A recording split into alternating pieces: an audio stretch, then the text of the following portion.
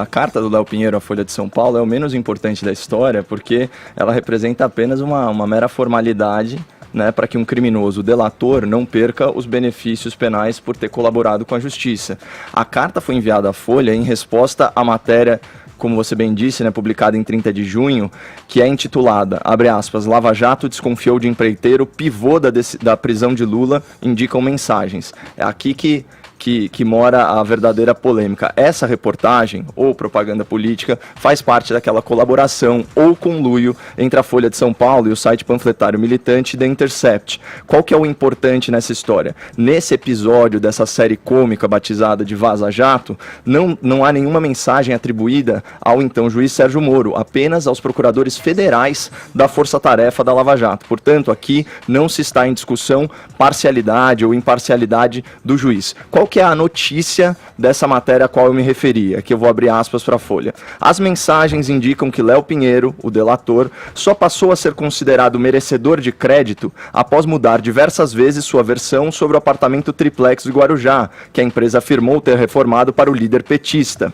Então, olha só, trocando em miúdos, o que a gente tem aqui é um criminoso tratado com desconfiança pela justiça. Olha só que absurdo, Edgar, e aqui não tem como não carregar de ironia. Só que qual que é a narrativa que o Intercept quer emplacar, sempre objetivando hashtag Lula livre? Ele quer, qual que é a narrativa aqui? O Ministério Público, em parceria com a defesa de um réu da Lava Jato, manipula sua delação premiada para incriminar Lula. Certo? Então a insinuação aqui ela é gravíssima, porque a gente está falando de forjar provas, né? Lembrando que depoimento compõe aí o conjunto indiciário. E tem uma narrativa secundária que eu considero ainda mais importante e ainda mais perigosa, que é o seguinte, é desacreditar o mecanismo da delação, não só como prova, mas também como método judicial. E aqui eu trouxe para o ouvinte da PAN um pouquinho de doutrina de direito penal sobre a delação do professor, doutor e juiz, o Guilherme de Souza Nucci. Olha o que ele falava em 2010 sobre a delação premiada, lembrando que a legislação é de 2013. Abre aspas. A possibilidade de se reduzir... O que é a delação? É a possibilidade de se reduzir a pena do criminoso que entregar seus comparsas. Essa próxima frase é muito boa. É o dedo-durismo oficializado que, apesar de moralmente criticável, deve ser incentivado em face do aumento contínuo do crime organizado. É um mal necessário, pois trata-se da forma mais eficaz de se quebrar a espinha dorsal das quadrilhas, permitindo que um de seus membros possa se arrepender, entregando a atividade dos demais e proporcionando ao Estado resultados positivos no combate à criminalidade. Bom, como que isso foi traduzido na lei? Os dispositivos legais da delação premiada, eles estão na Lei 2.850 de 2013, ironicamente sancionada pela Dilma Rousseff após as manifestações, as jornadas lá de junho de 2013. Ela está nos artigos 4º e 7º. Então, de novo, isso é anterior à Lava Jato. A Lava Jato começa em 2014, viabilizada pela delação premiada. Qual que é o principal benefício ao réu previsto nessa lei? A redução, Edgar, em até 2/3 da pena privativa de liberdade a que for condenado, certo? O que é importante aqui também que eu queria destacar, isso está no artigo 4º, no parágrafo 16. Abre aspas. Nenhuma sentença condenatória será proferida com fundamento apenas nas declarações de agente colaborador. Ou seja, delação não condena ninguém.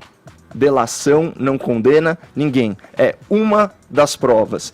Bom, qual que é a versão original do Léo Pinheiro? Isso segundo uma fonte anônima, relatada pela Folha de São Paulo. Abre aspas. Uma pessoa que acompanhou as conversas da OAS com a Lava Jato na época, disse à Folha que, inicialmente, Léo Pinheiro descreveu o triplex como um presente que oferecerá a Lula sem pedir nada em troca. Então ele nunca questionou o fato de ter beneficiado o Lula. É só a natureza desse benefício. Era uma propina ou era um presente? Ora, falar que era um presente, uma reforma milionária, isso não é provável, não é verossímil e, portanto, não é plausível. É natural a incredulidade do Ministério Público, tanto que, qual que é o tipo de mensagem trocada entre os procuradores da Lava Jato, e aqui vem os vazamentos mesmo do Intercept. Por exemplo, abre aspas, na última reunião dissemos que eles precisam melhorar consideravelmente os anexos da delação, ou seja, aquilo que corrobora o que está sendo dito. Outra procuradora disse, Léo parece que está escondendo fatos também.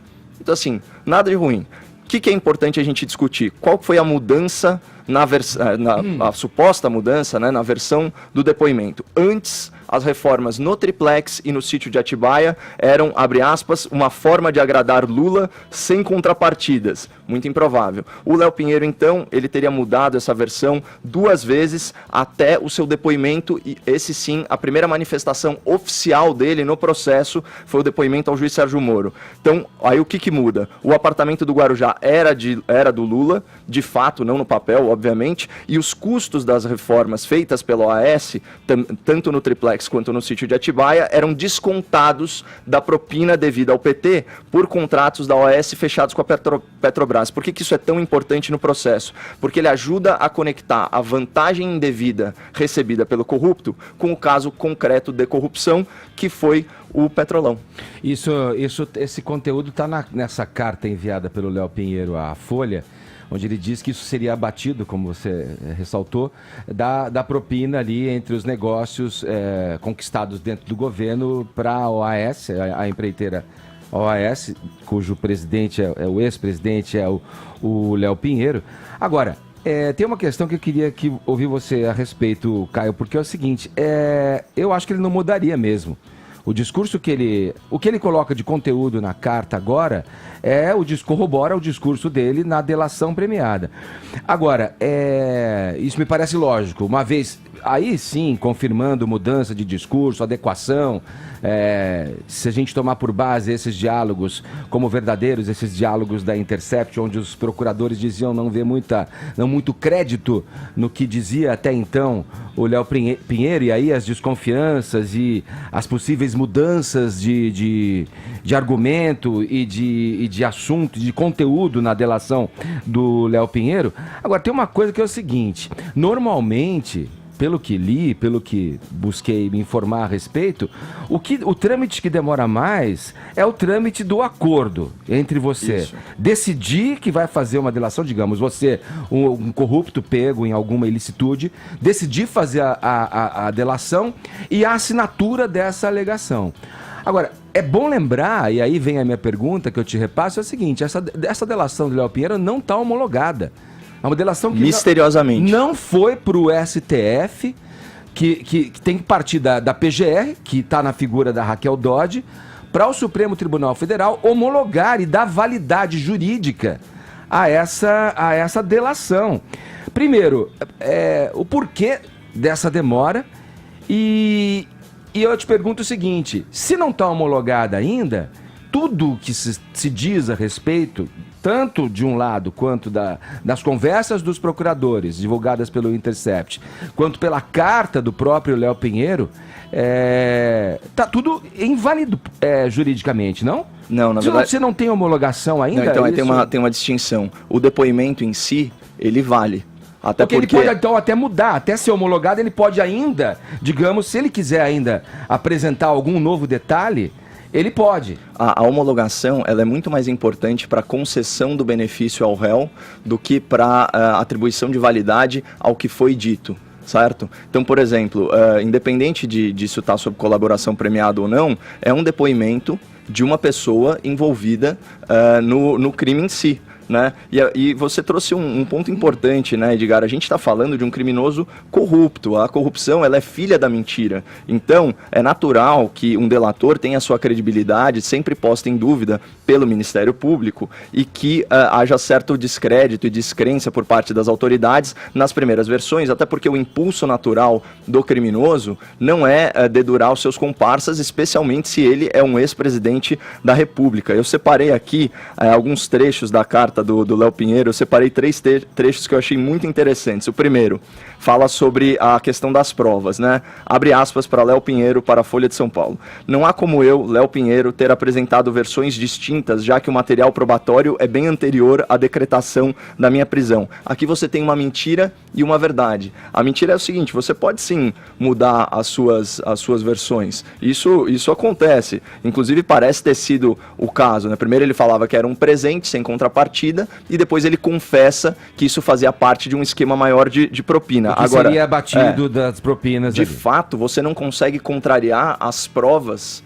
do caso concreto, ou seja, foi feita uma reforma sob medida para a família Lula, a família Lula tinha o contrato, uma minuta do contrato de gaveta de propriedade do imóvel no seu apartamento, tem foto do ex-presidente lá, isso não dá para mudar. Aí ele fala, falando daquele tema do conjunto indiciário, sobre o que é ser real proprietário, ele diz o seguinte, Léo, o apartamento nunca tinha sido colocado à venda porque o ex-presidente Lula era seu real proprietário. E finalmente o terceiro trecho, né, reformas não são presentes, são propina, né? Aliás, eu lembrei até da origem dessa palavra, né, em espanhol, propina é gorjeta, aqui a gente tem outra conotação. Abre aspas para o Léo, preciso dizer que as reformas não foram um presente. Então esse é o ponto central. E lembrar que tudo isso é fruto de ali na origem da coisa toda, de que a OAS incorporaria esse passivo, quer dizer, não incorporaria esse passivo, está na carta dele,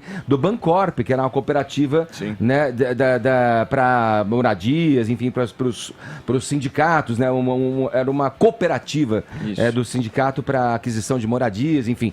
E ele não assumiria esse passivo, que eram ali dívidas judiciais, e que tudo era mesmo fruto de uma negociação e que isso seria descontado, mais uma vez, coloco aqui, da propina, dos valores ali negociados em propina, contratos com a Petrobras, né? Agora, eu tenho um complemento também para a informação que você deu ao ouvinte sobre... Só para ficar claro, assim, eu não sei se é por um ato falho, mas assim, ou se entendi mal, você falou, a delação não é prova em si. Não. A delação é um instrumento utilizado para que a partir dela se busque provas que enrobusteçam o processo jurídico. Na verdade, ela é prova, mas ela não é prova cabal. Então ela depende de outras... Então, ela só funciona se você conseguir confirmar o que você está dizendo. Exatamente. E não só isso também, né?